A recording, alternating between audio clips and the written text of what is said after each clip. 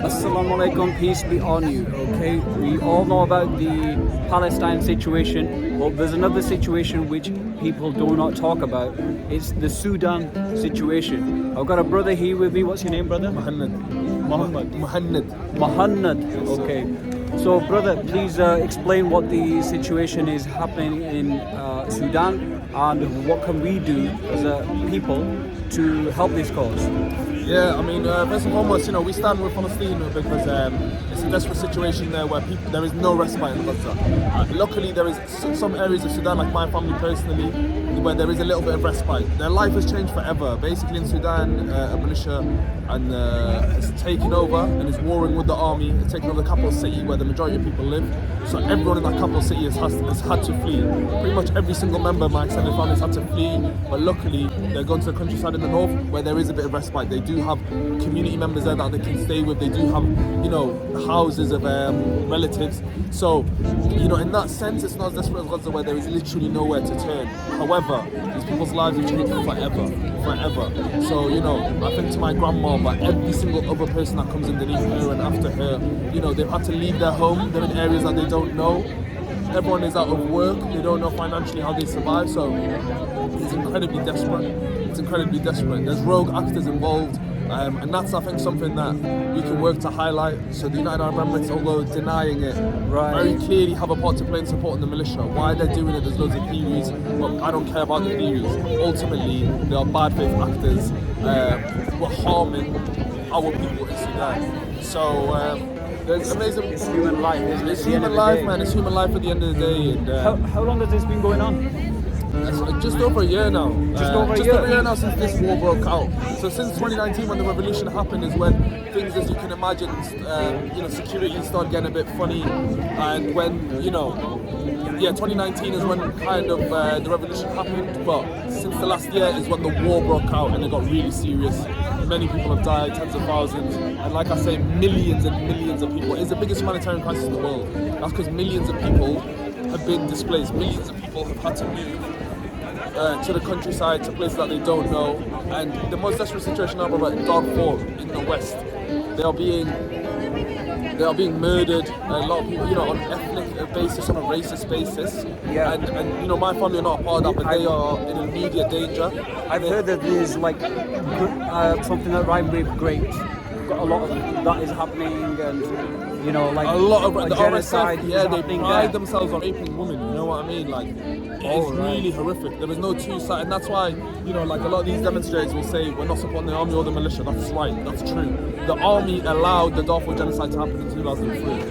Raping of women there, the murder of the community. So it's not about supporting them, but the RSF is really not there for the Sudanese people. They are willing to rape the women. They're willing to kill all the humans. So they do need to be dealt with. It needs to be dealt with immediately. That's why people get frustrated sometimes at the two sides narrative, is because but one side is thing. So when you say two sides, you kind of almost I see what you mean. No.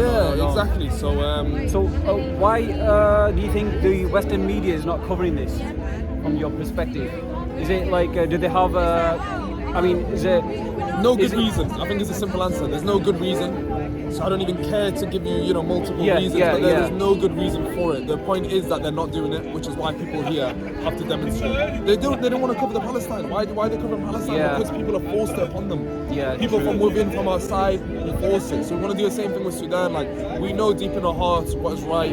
Because it's not about, a lot of times when you talk about these things in these faraway places, people say, but what about, it's not about politics, it's about justice. There is people right now in Palestine, in Sudan, who are under rubble, who are families who are out of work, who are hungry, starving. So it's about justice for them.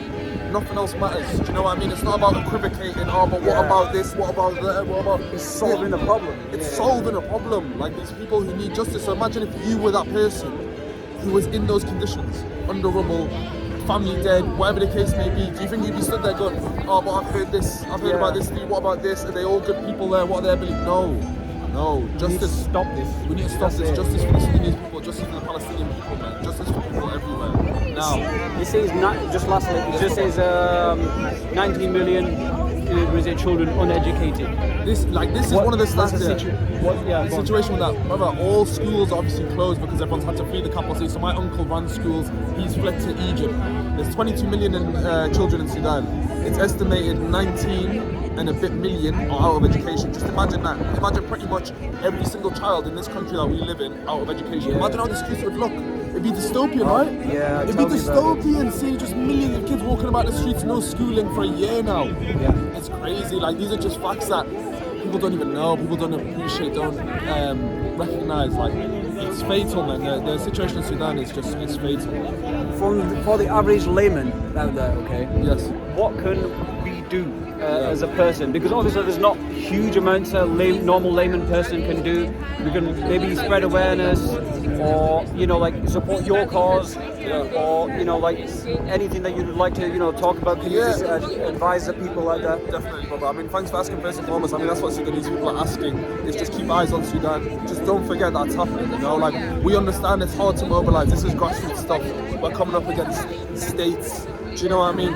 Who want the death of our people, who are willing to kill our people, right? For reasons we don't even know. So, it's difficult. All I'll say is just stay in tune. If you can donate financially to some of the initiatives on the ground, please do a bit of research. Please try and donate. That'd be amazing. But otherwise, just remember that there is an unjust war on a people going on right now. So then that when you are presented with some solutions, you're educated. You don't have to start equivocating and be manipulated by other establishments and media who say, oh, it's not that clear. Yeah. Just remember the Sudanese people. Keep us in your hearts. Keep us in your prayers if you're religious. And thank you for taking interest. And lastly, where can we find more information about this from your perspective? Do you have a particular website?